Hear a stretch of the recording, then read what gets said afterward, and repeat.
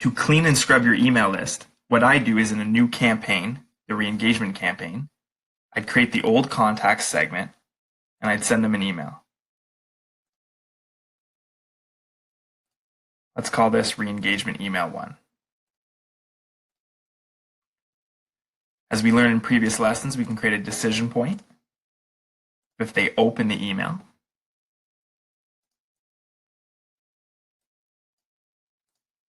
If they don't open, I like to send them one more just to be sure.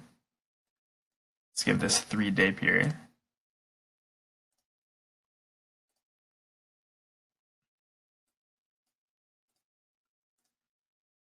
And if they don't open this one,